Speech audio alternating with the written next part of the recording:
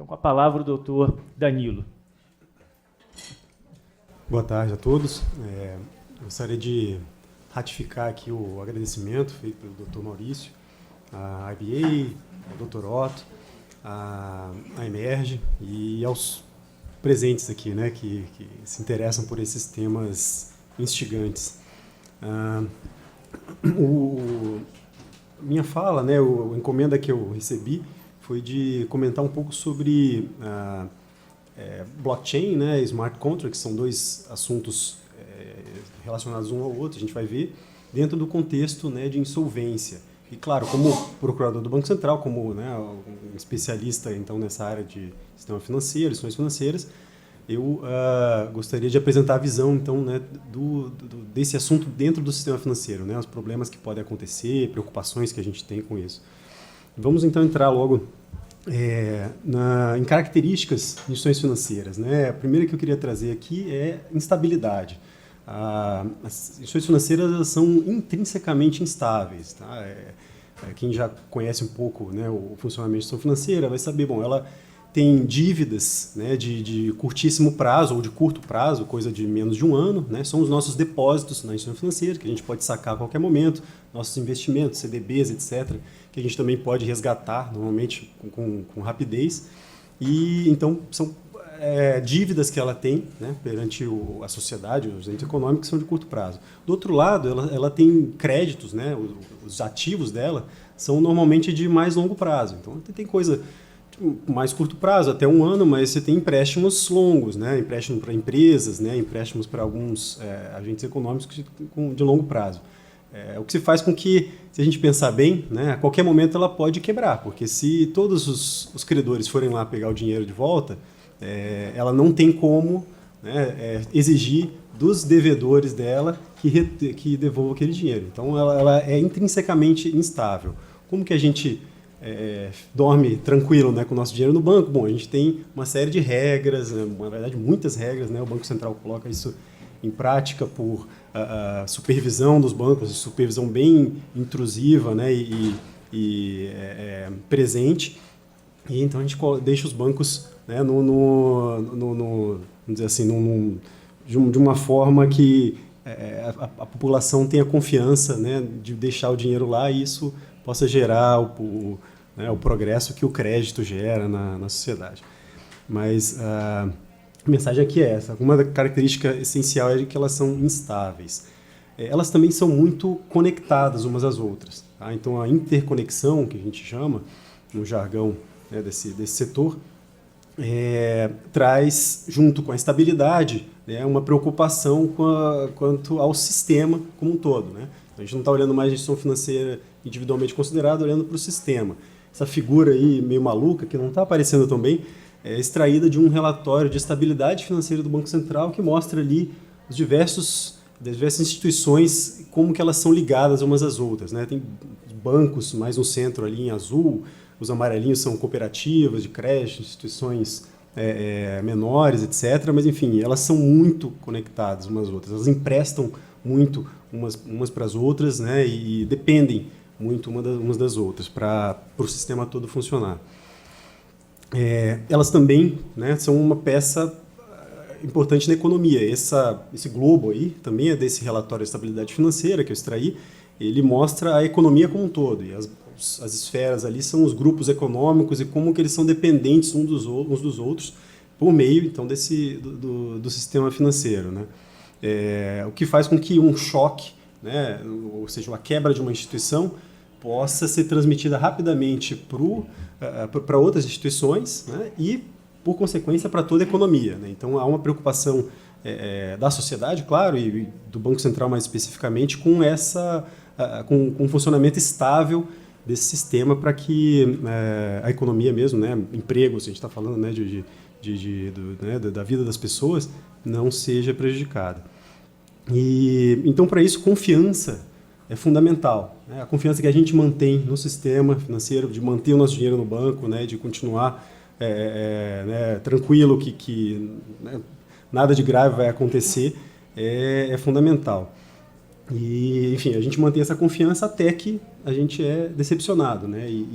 São muitos os casos em que crises financeiras e quebras, né, de instituições financeiras estão associadas a fraudes.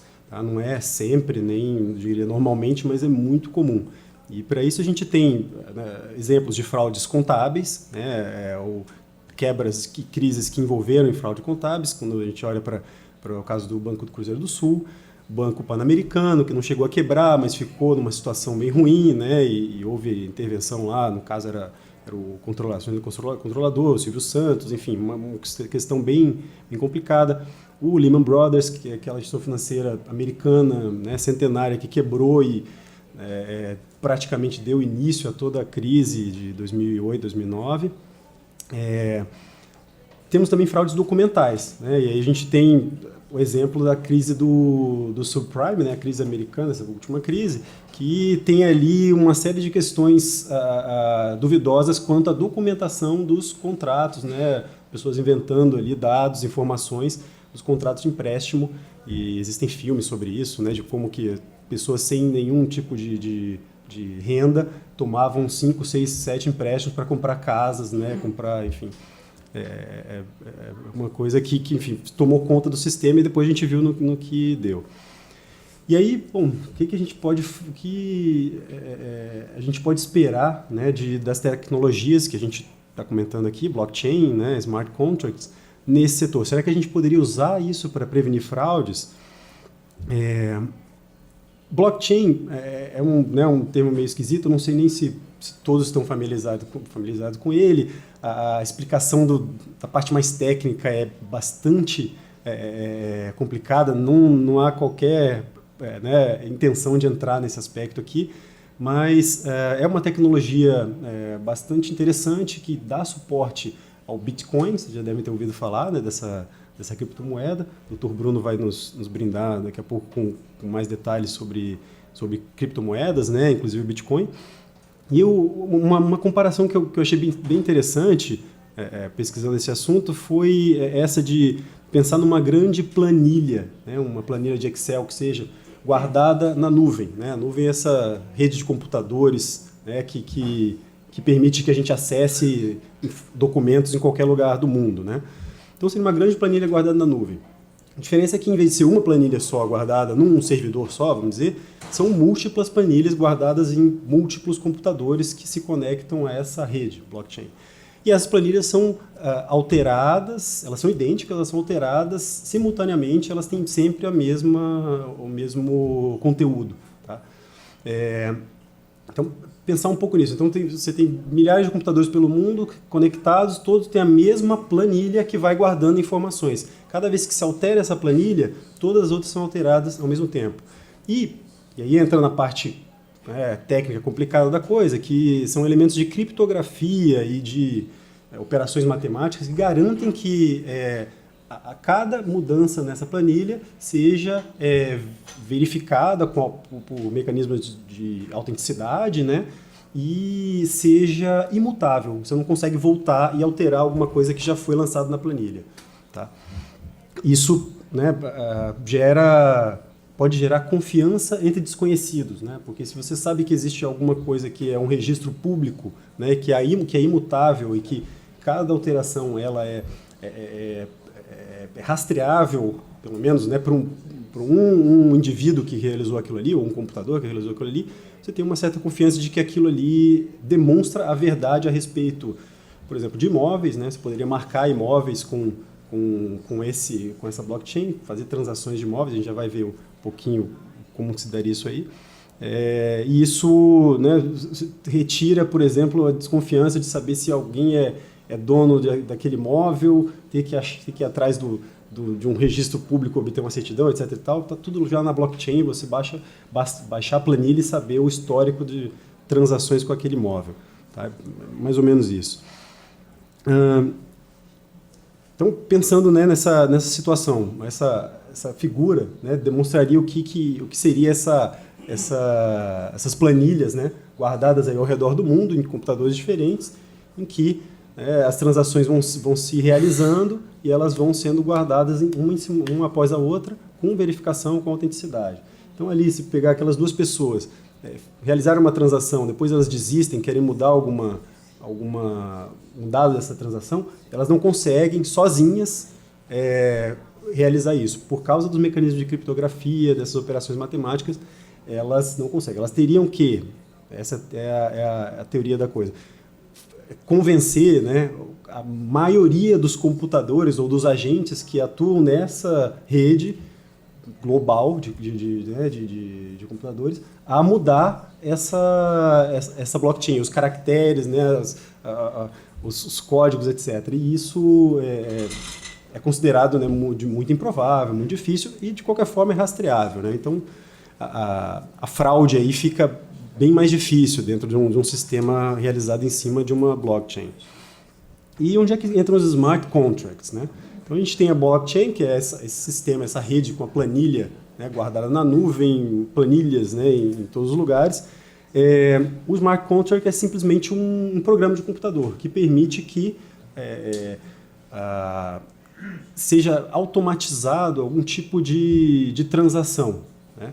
Então, nesse caso aqui, a gente olha, por exemplo, a parte de cima aí, como comprar uma casa hoje em dia. Né? A Alice, que está do lado esquerdo, vai comprar uma casa, então ela vai ao registro, contrata o advogado, contrata alguma coisa de seguro, instituições financeiras, etc. E do outro lado você tem um vendedor da casa que vai esperar o dinheiro para entregar essa casa. Então há uma série de intermediários, uma série de operações que tem que ser realizadas no mundo real que a gente conhece bem, né? Que é como comprar um imóvel. No mundo, então, de smart contracts, o que a gente teria?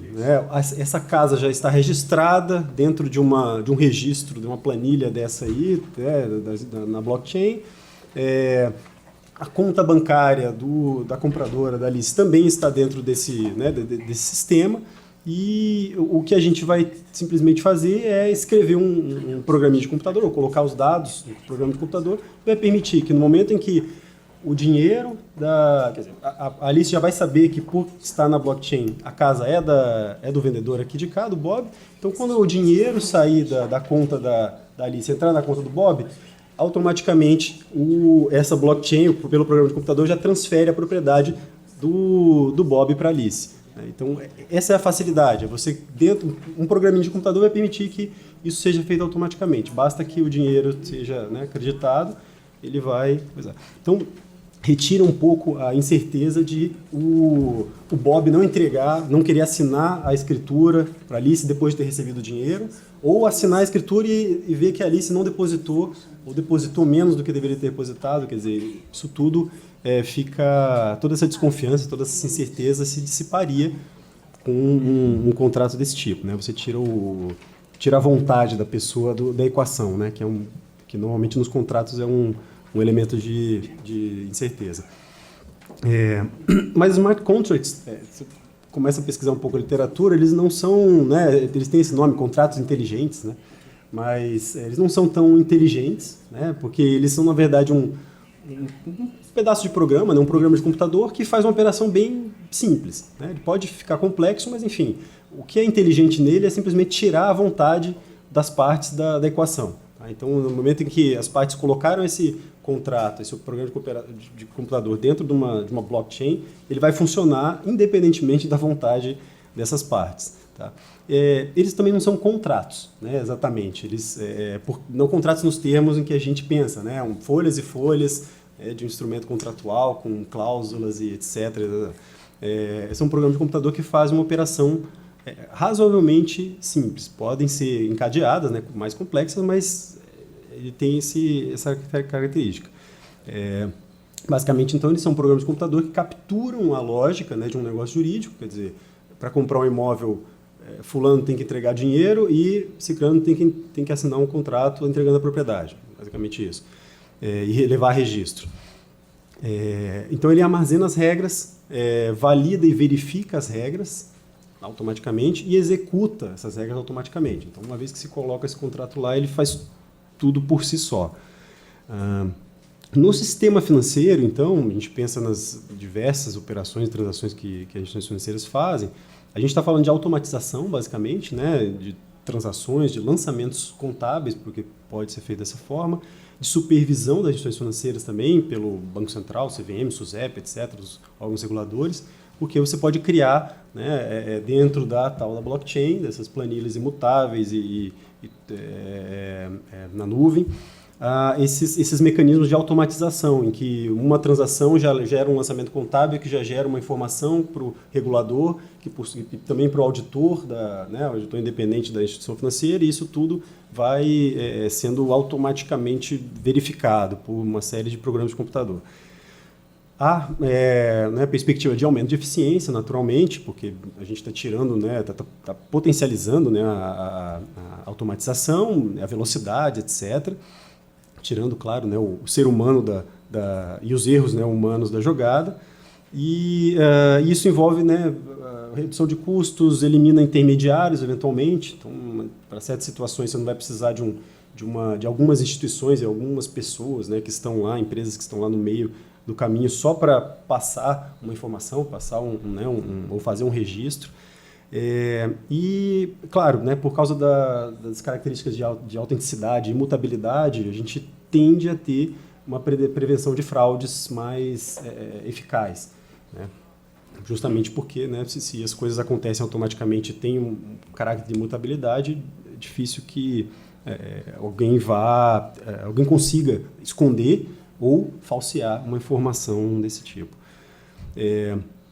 Os especialistas, nesses assuntos, onde esses smart contracts estão mostrando mais possibilidade de ter uso no sistema financeiro, vão falar o seguinte, que eles são úteis, como a gente está vendo, mas eles têm suas limitações. Tá? Então, os smart contracts são muito interessantes para partes de contratos. Então, a gente está falando assim que são programas de computador que tentam capturar a lógica de um negócio jurídico para tornar aquilo automatizado. Então, existe uma parte de alguns contratos, como a gente está vendo nesse contrato de compra e venda bem simples, que são operacionais, que são parâmetros objetivos. Quer dizer, dinheiro entrou, posso entregar a propriedade? Pode. Então, isso é bem objetivo, um programinha pode ser escrito, quer dizer, isso é facilmente traduzível, em linguagem de computação. Então, esses smart contracts funcionam bem. E aí, no nosso cenário aqui, a gente tem operações compromissadas, que são operações importantes para as instituições financeiras, onde elas entregam títulos públicos ou entregam dinheiro para pegar títulos e vice-versa. Ao final de um período, elas devolvem o que elas pegaram. Se elas pegaram o título no início, elas devolvem o título e pegam o dinheiro de volta.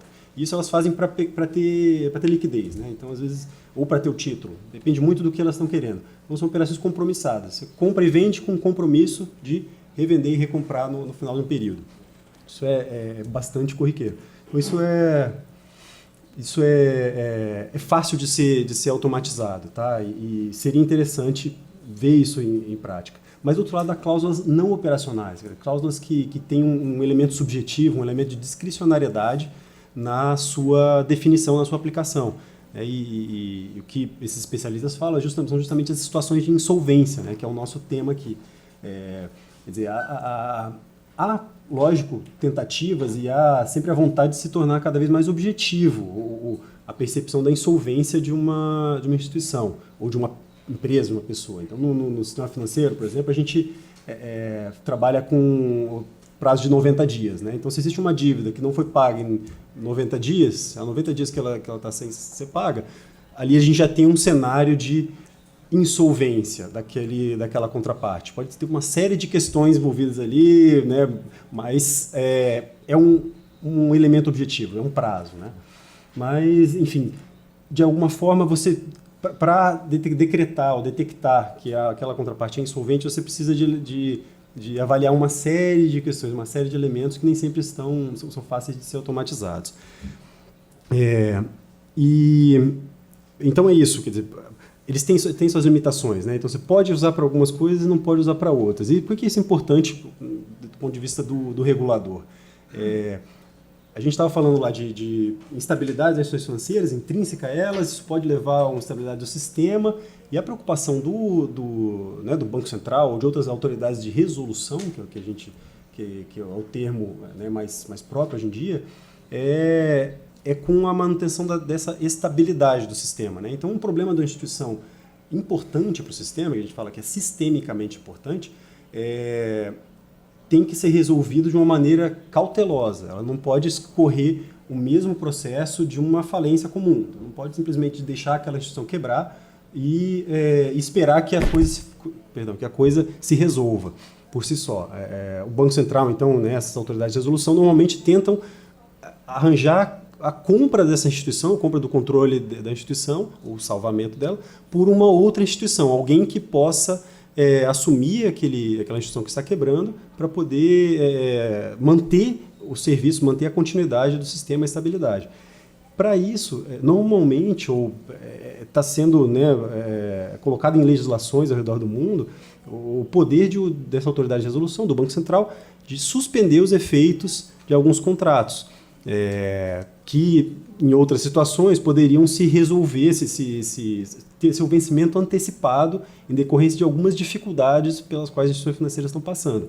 Então, uma instituição financeira que está à beira da quebra, por exemplo, atrasa um pagamento, e aquele atraso pode gerar um vencimento antecipado de uma série de contratos, e, portanto, execução de garantias, né? Enfim, essa situação pode destruir valor da instituição, né? E pode até acelerar, né, a quebra dela, e destruindo o valor dela, ela fica menos atrativa para uma operação desse tipo, porque o Banco Central pegue e coloque à venda, né, coloque disponível para uma outra instituição. E é isso, quer dizer, essa automatização toda pode impedir que esse poder do Banco Central, o poder dessa autoridade de resolução, ocorra, né, que ele seja exercido. E isso pode, então, né, criar problemas para estabilidade financeira. Então, a título de conclusão, né, o tempo eu creio que já está esgotado, a gente, né, viu que a blockchain, os smart contracts são tecnologias muito promissoras, né, elas tendem a trazer eficiência, redução de custos, etc. São excelentes meios de prevenção a fraudes, mas eles têm, os smart contracts, né, têm funcionamento limitado quando se trata de questões subjetivas, né, elementos discricionários, quando se trata da intervenção humana para saber se um contrato tem uma destinação ou outra, um fim ou outro. Eles trazem, então, preocupações, né, para a estabilidade financeira, para a manutenção da estabilidade financeira, porque eles podem afetar poderes das autoridades de resolução nessas situações de crise, né, e podem, então, até acelerar uma crise sistêmica se não forem bem desenhados. É isso. Muito obrigado.